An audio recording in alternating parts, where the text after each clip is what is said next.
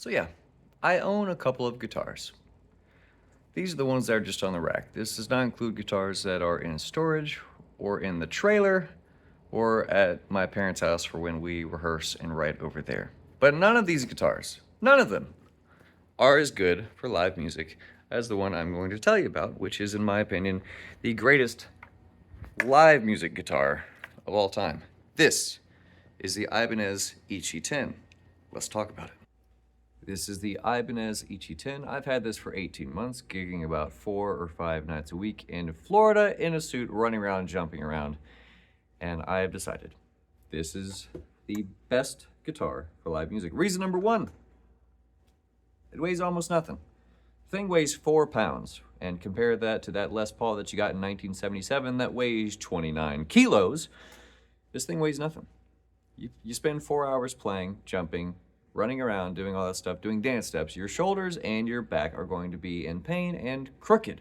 Reason number two, it is headless. Whoever's standing to your left will thank you that you're no longer smacking them in the face with the headstock. Also, your Les Paul will snap if you drop it.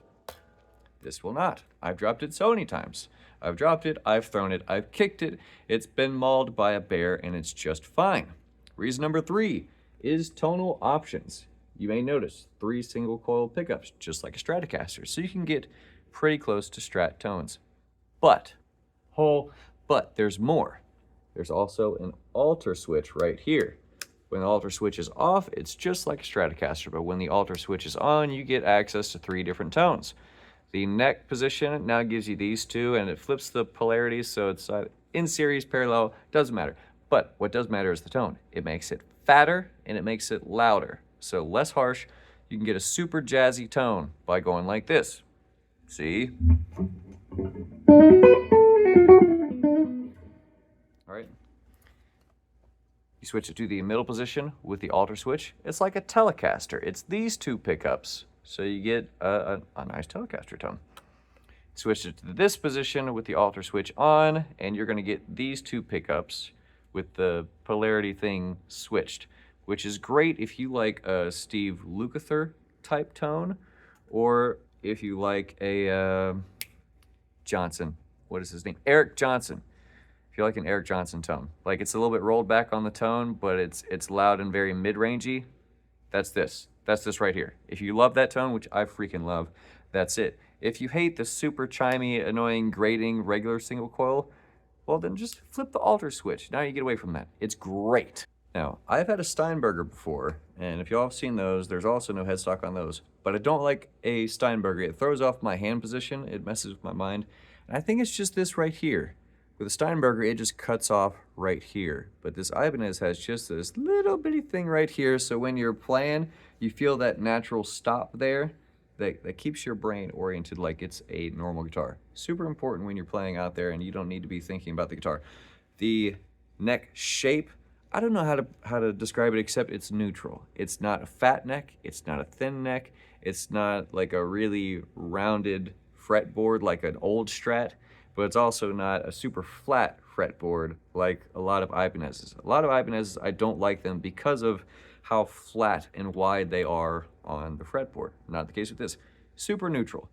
The edges are not sharp. They're a little bit rounded off, but not so much that you have that problem where the strings roll over the edge. Okay, very important. The next important thing is the price point, okay? I have a Les Paul over there. It's a very nice Les Paul. It costs a lot of money. I bought this and said, oh no, what if it breaks during a show? Oh, that's okay. I got a backup, okay? I got this and the main one for about, yeah, half the cost of one new Les Paul, okay? 2 great guitars versus one guitar that's twice as expensive. The Les Paul is heavier. These 2 guitars are not as heavy as one Les Paul by itself, okay? Kind of important when you're playing a 4-hour gig. Next, and it may seem trivial, but this right here, with this cutout, you've got 2 points of contact at the bottom. So a lot of times, we end up on a really small stage. It just happens. Big band, small stage. So what are you gonna do? You're not gonna bring out a bunch of guitar stands because you're mucking up the whole stage. So this lets me just set it down and lean it against a wall. It takes up way less space And sometimes, you know, we're switching to a horn or just putting the guitar down to go to a song where I'm just out in the audience. And being able to just set it down quickly without it dropping is a huge deal. And of course, if it does drop, it's not a big deal because it weighs nothing and it doesn't have a headstock. So when it falls, it's not gonna snap like a Les Paul is going to snap. And then there's something that's a little bit contrary, I'm going to say. It's the durability, okay? You're looking at this guitar and you're saying, holy shnikes, this thing is beat to heck. It's discolored, it's disfigured, it is destroyed. Back here, you've got paint, primer, wood, okay? I've gotten through all the layers and I'm starting to destroy it. My sticker is almost gone too for Safe Haven Music. Not a sponsor, but awesome guys. But this thing has held up. It's been 18 months. I have poured gallons and gallons of sweat over this thing over the course of all the shows that we do. Again, 45 nights a week in Florida.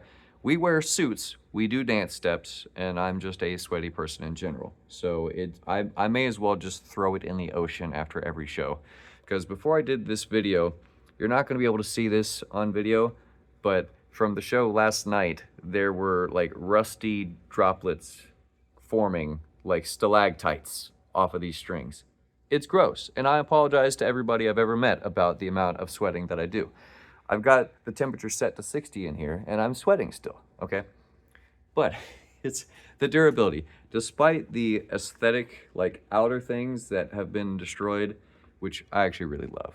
Like, I love the way that this guitar is aging. It doesn't do that thing where you're like, man, I've played this guitar for 79 shows and it looks exactly brand new. Well, now this, well, 79 shows would be like 6 months. But still, the point remains. You do a crap load of shows and it very much shows that it is being used. But this thing is held up. Despite me beating it just to death, it's held up all the way until yesterday. It finally failed, and I'm kind of excited about it because now I get to take it to the shop and just get a complete overhaul. I might swap out the pickups. I would probably recommend that because the tones are nice. It's fine. It's good. For live shows, it's good enough. But for studio work, I would not use this guitar as is. It plays great. It feels great. The ergonomics and the tonal options are awesome. But if you want that Strat sound for your record, you need a Strat. This won't quite do it. If you need that Les Paul sound, this won't quite do it. So I'm gonna swap this out for just some regular old Stratocaster pickups so I can get those tones. But I'm definitely keeping the alter switch because to me, that's the ultimate. You're doing a show for 4 hours. You got a bunch of different genres, bunch of different type of music. And for us, we got different singers too. So, you know, one pickup position that sounds good while I'm singing is not going to sound the same when Michael is singing or Nick is singing or Raywood is singing because they all have different voices and you need to complement their voice. And I don't mean say nice things. Never say nice things to your bandmates, but I mean compliment, C-O-M-P-L-E-M-E-N-T,